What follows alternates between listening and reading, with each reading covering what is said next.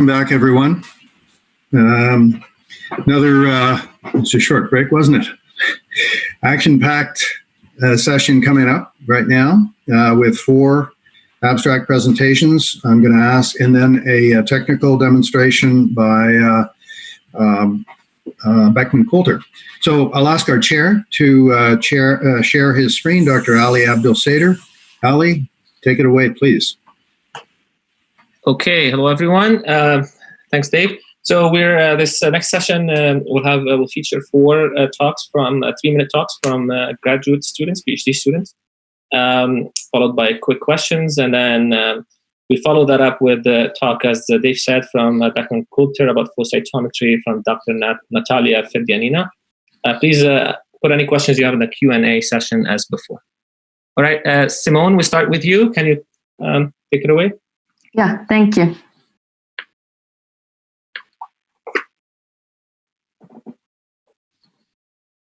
Okay. Sorry, just a second here. Okay, there you go. Okay, hello, everyone. Thank you very much for the opportunity to share my work here today. So some of the mechanisms that link mitochondrial dysfunction to insulin resistance in the muscle can be due to impaired fatty acid oxidation. High levels of fatty acid can lead to lipid-induced mitochondrial stress and cause impairment of insulin receptor substrate and therefore decrease insulin-stimulated glucose uptake. In the past, we chased this pathway in our lab, where lipotoxicity activates PKC delta and inhibits 2 transcription factors repressing miR133A, allowing Nix, a pro-DEF gene, to be accumulated in the mitochondria and lead to mitochondrial dysfunction. At the time, we didn't know the precise nature of the mitochondrial dysfunction, so we decided to investigate further how this lipotoxicity-responsive gene Nix could be playing a role on mitochondrial dysfunction and lead to insulin resistance. So using a series of gain and loss of function approaches in both rodents and human myotubes, we observed that Nix accumulation triggered mitochondrial depolarization, fragmentation, calcium-dependent activation of DRP1, which led to mitophagy. Additionally, Nix-induced mitophagy caused myotube insulin resistance through activation of mTOR S6 kinase, inhibition of IRS1, at phosphorylation of the serine 1101 via mTOR S6 kinase, as I just mentioned. Furthermore, using a phosphopeptide mapping analysis, we identified a novel phosphorylation site within the transmembrane domain of Nix that can be modulated by pKa activating agents such as clenbuterol, an adrenergic agonist, and silomelast, a phosphodiesterase 4 inhibitor. Both agents could inhibit Nix-induced mitochondrial dysfunction and prevent insulin resistance. Furthermore, here we show that clenbuterol and silomelast could restore palmitate-induced mitochondrial depolarization in both C2C12 and L6 myotubes. It also restored palmitate-induced mitophagy and rescued palmitate activation of serine 1101. Therefore, to summarize, Nix responds to myocyte lipotoxicity in order to clear out the bad mitochondria through mitophagy and to protect against this nutrient storage stress via activation of mTOR-dependent desensitization of insulin signaling.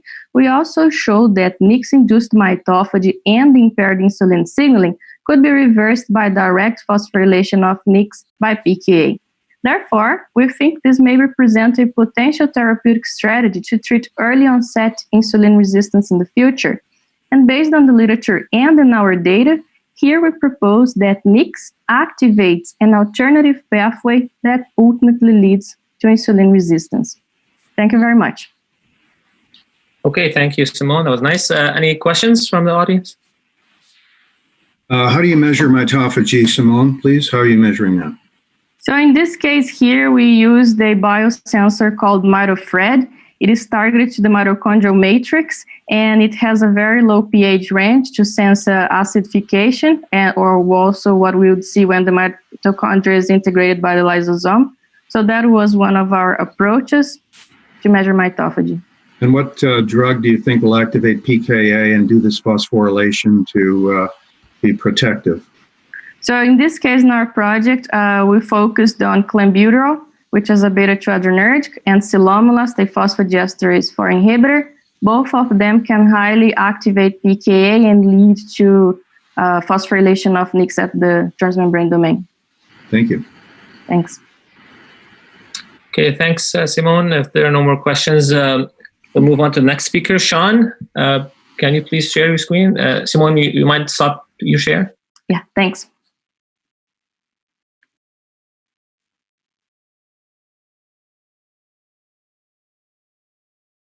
Sean, you're still on mute. We can't hear you. Can you unmute yourself and then share your screen? Okay, can you hear me? Can hear you now, yes. Okay, perfect.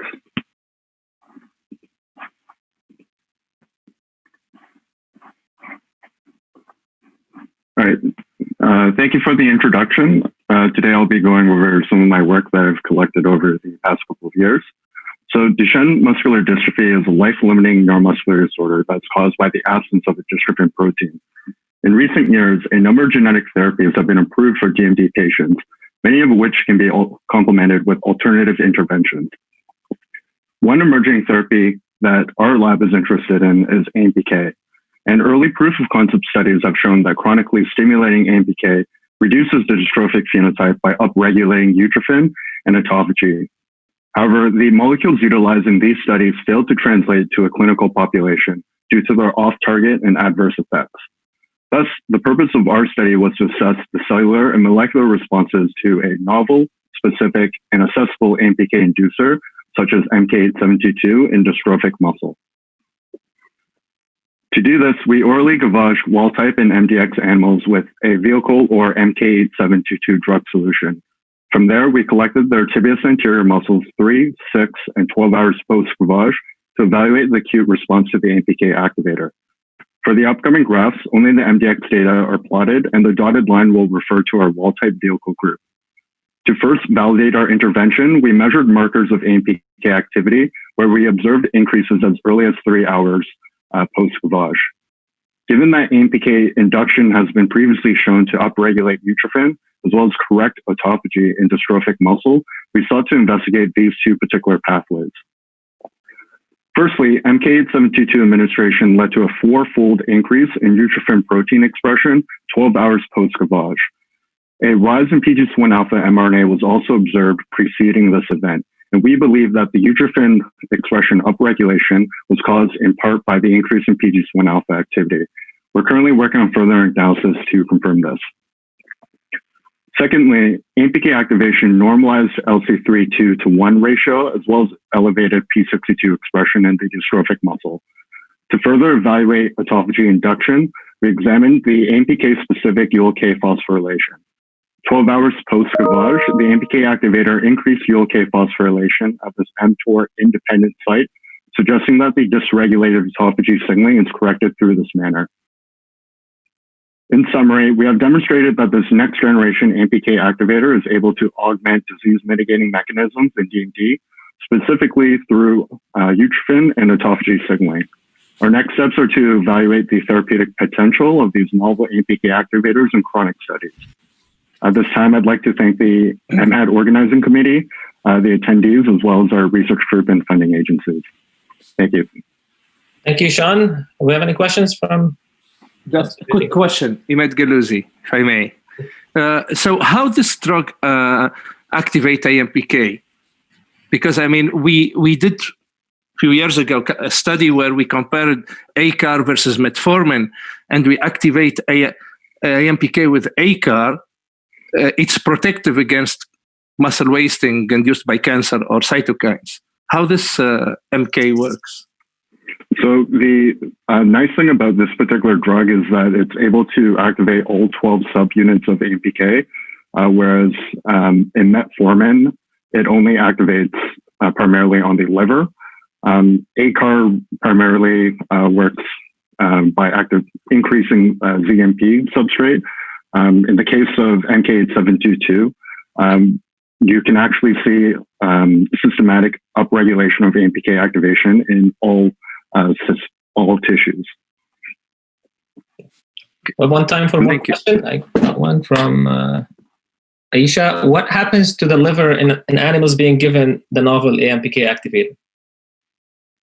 So unfortunately, weren't able to obtain liver samples, and we haven't looked at whether or not AMPK is upregulated in those tissues. Previous studies have shown that AMPK is upregulated in the liver tissues, the Myers 2017 paper in Science. Whether or not toxicity happens, I'm not too sure on that, but I can definitely get back to you. Okay. Thank you, Sean. If we get you to stop sharing your screen, please, and then we'll move on to the next speaker, Matthew Triolo from York University. Matthew, please share your screen. Yeah, can you guys see it? Yes, we can see your desktop, not the... No? Oh, 1 second. Let me go back here. It won't let me. It says someone else is sharing. Oh, Sean, you're still sharing your screen. Sorry. Oh, Sean, can you stop your share? There you are. Okay, perfect. There we go. All right. So thanks for the introduction. So my work is focused on muscle disuse, and specifically today, I'll be talking about the autophagy-lysosome system. Sorry, it's not letting me. There we go. Okay. So with muscle disuse, we know that there's deficits in protein synthesis as well as elevations in protein degradation, which ultimately lead to the muscle atrophy that we typically see in disuse models. And one protein degradation pathway that we're interested in within the lab that is understudied in the context of skeletal muscle disuse is the autophagy-lysosome system, which simply put starts off with a tagging of dysfunctional proteins or organelles, leading to their subsequent engulfment within a double membrane autophagosome and ultimately fusion and degradation within the lysosome. And the way we study this in the context of disuse in our lab is we use a denervation model. So we surgically go in and cut the peroneal nerve to one of the hind limbs of the rat, leaving the other limb as an internal control. And we have a time course of 1, 3, and 7 days of denervation. And in this top graph right here, not surprisingly, we see that there's a time-dependent decrease in muscle mass throughout our time course. And when we look towards autophagy proteins, which we're interested in, such as ATG7 and Beclin-1, which are upstream regulators of autophagy, as well as P62, which kicks in a bit later in the autophagy pathway, we see that there's increases in all three of these proteins throughout our denervation time course. And this may suggest that there's an increased capacity for autophagy. But what we're really interested in is this last panel right here at the bottom, which is the flux measurement or the actual dynamic measurement. And what we see is that in comparison to control limbs, there's an elevation in autophagy flux as early as 1 day and further at 3 days post denervation, signifying an increase in the catabolic events within the muscle. However, at 7 days, you'll see that there is a reduction in comparison to the control tissue, suggesting that autophagy is impaired with the later time course. And in order to understand why this might be the case, we look towards the lysosomes because of that end-stage organelle. And this top panel here, simply put, is just 3 different lysosomal proteins, LAMP1, LAMP2, and vesicular ATPase, which are all increased throughout the course of denervation. So we have more lysosomes. And one explanation may be that we have more TFEB proteins. So TFEB is a transcription factor that regulates the expression of lysosomal genes. And we have more TFEB within the nucleus, 1.8 times more, as early as 1 day post-denervation, which may drive the synthesis of these proteins. However, when we look at electron micrographs of the muscle, you'll see a stark contrast between the control muscle right here and the denervated muscle. And within the denervated muscle, and I'm just circling right here, hopefully you can see that with my laser, you can see that there's these inclusions, which we call vacuolar inclusions, which are highly suggestive of lysosomal impairments. And that kind of leads me to my conclusion here, where I showed you that autophagy flux is biphasic, where it's upregulated in the early time course, but then downregulated in the late time course, which coincides with the deficits we see in lysosomal function. And what we're thinking is that maybe these late decrements serve to preserve muscle mass. And therapeutically, it may be beneficial to target these pathways in order to prevent the atrophy that we see in disuse models. And that's all. Thank you, everybody. Thank you, Matt. That was beautiful. We have time for one question if someone has something to ask. Ali, it's Tom Hawk here. Hey, Tom. Matthew, nice talk. You kept mentioning, autophagy flux, but you were just looking at Western blots of particular proteins and not. Yeah. about actually measuring flux. Can you tell me whether you have measured flux or you have plans to measure actual flux? Yeah, so that's the figure right down here. And it actually is a flux measurement. So I didn't have time to discuss it in depth here, but we use colchicine to inhibit the autophagy process. And then the flux measurement is actually the autophagy inhibited in comparison to the autophagy activated animals, so saline treated. So the flux measurement is the difference between those two groups. So that's our measurement of flux. And we are working right now with a fluorescent model of flux, but with the lab being shut down, we're kind of stuck on that right now. Thank you. I just missed that on the bottom of that screen. Thank you. My apologies. Okay, thanks, Matt. We'll move on to the next speaker if you stop your sharing. Next speaker is Eric Williamson from PhD student in McMaster University. Eric, can you start sharing your screen? Sure.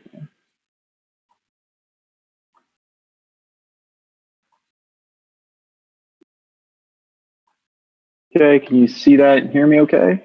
Yes, we can see it. All right. And just a quick correction, I am from the University of Toronto. No worries. Anyways. I just wrong, sorry, okay. All good. I'm just going to jump right into it. We know that sedentary time, which is common of many office jobs, and also many of us here in quarantine today, is associated with poor health outcomes, partly as a result of increased glycemia and lipidemia with less storage and utilization occurring in skeletal muscle. We also know from step reduction studies and bed rest mobilization studies that inactivity leads to anabolic resistance, which is an inability of the muscle to use dietary amino acids for tissue remodeling that over time leads to muscle loss. In recent years, there's been emerging research on the effect of very short bouts of exercise, such as walking, used to break up prolonged sedentary periods. These are commonly referred to as exercise snacks. Large meta-analyses have demonstrated beneficial effects on lipid and carbohydrate metabolism. However, the effect on protein metabolism has not yet been studied. Therefore, we wanted to determine the effect of interrupting prolonged sitting with short bouts of exercise every 30 minutes on the incorporation of dietary amino acids into myofibrillar protein and to activate intramuscular signaling related to protein synthesis. And not only do we want to see the effect of intermittent bouts of walking, but also the effect of intermittent resistance type activity, being 15 reps of bodyweight chair squats. As a subset of a larger study, we had individuals perform these two interventions and compared them to a 7.5-hour sitting trial as a control. An amino acid tracer was used and muscle biopsies were taken. This allowed us to detect enrichment, which is the incorporation of dietary amino acids into myofibrillar protein from the two mixed macronutrient meals provided during the trials. Our results demonstrate that enrichment tended to be greater with both squats and walking compared to sitting.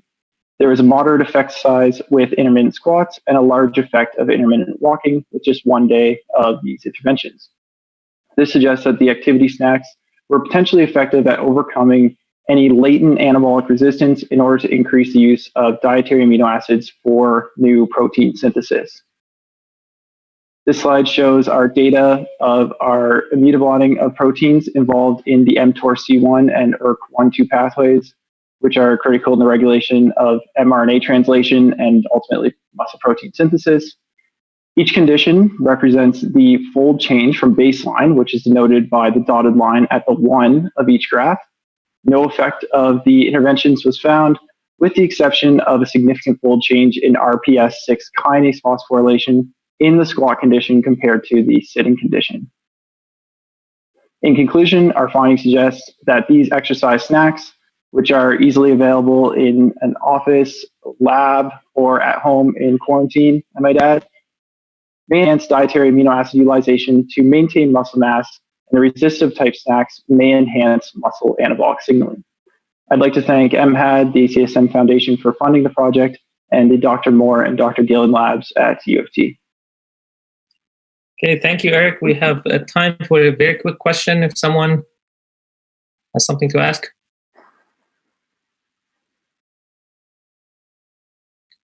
Okay, it reminded me, I saw an article recently in the New York Times about the 4-second workout. I don't know how that probably doesn't apply much, but it's tells importance about doing these things while we're in quarantine, I guess.